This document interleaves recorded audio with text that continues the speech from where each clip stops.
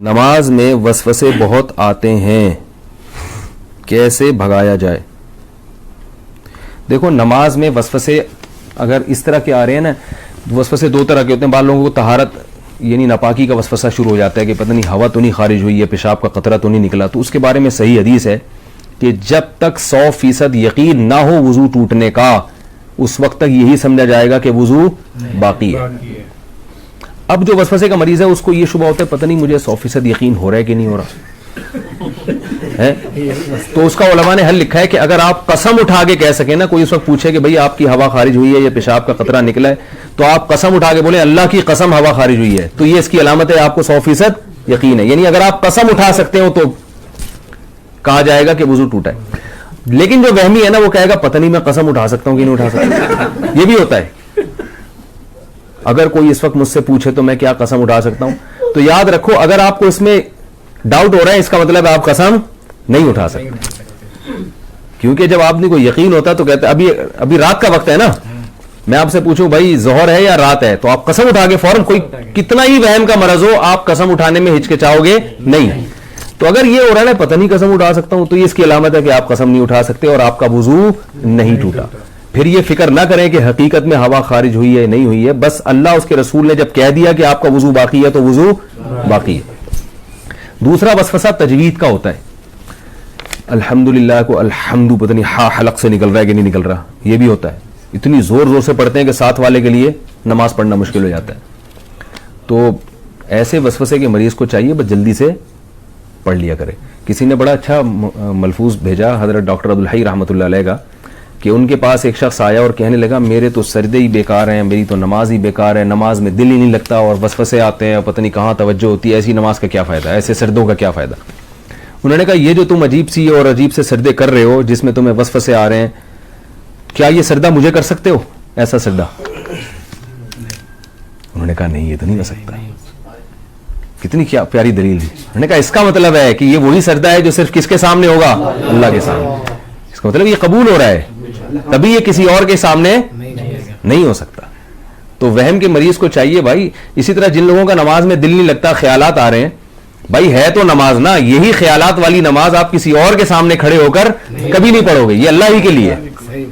تو یہ اس سے میں نے یہ سنا، مجھے اتنا فائدہ ہوا، میں نے کہا دیکھو یار کتنی حوصلے کی بات کر لی انہوں نے. بھائی ٹوٹی پھوٹی لنگڑی لولی نماز ہے تو اللہ کے لیے نا، باقی ظاہر ہے دن بھر محنت مزدوری کریں گے تو خیالات تو آئیں گے. خیال تو ایسی چیز ہے جتنا بھگاؤ اور آئے گا. وہ لطیفہ سنا ہے کتے والا؟ وہ ایک پیر صاحب نے کسی کو، جعلی پیر تھے نا، تو یہ تعویذ گھنڈوں کا کام بہت کرتے ہیں، تو انہوں نے کسی کو تعویذ دیا اور 50-60 ہزار روپے اس تعویذ کی قیمت لی. اس دیہاتی کو کہا کہ یہ تعویذ ہے 50-60 ہزار روپے کا ہے، اور اب ان کو پتا تھا اثر ورثہ تو کچھ ہوگا نہیں تو پیسے یہ مانگنے آ جائے گا. تو انہوں نے اس گنوار کو، دیہاتی کو کہا یہ تعویذ جب اثر کرے گا، جب گھر میں جب تم داخل ہونا اس تعویذ کو لے کے، تو کالے کتے کا تصور دماغ میں نہیں ہونا چاہیے.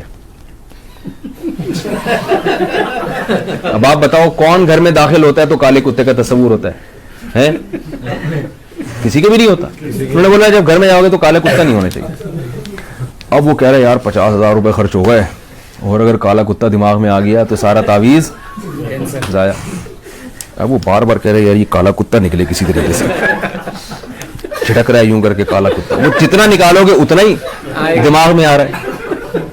اب گھر کی دہلیز پہ پہنچ گیا تو یوں کر کے کتا نکال رہا ہے، اور آ بھی کالا ہی رہا ہے. کہہ رہے کم وقت ایک تو آ بھی کتا رہا ہے اور اوپر سے کالا ہی آ رہا ہے.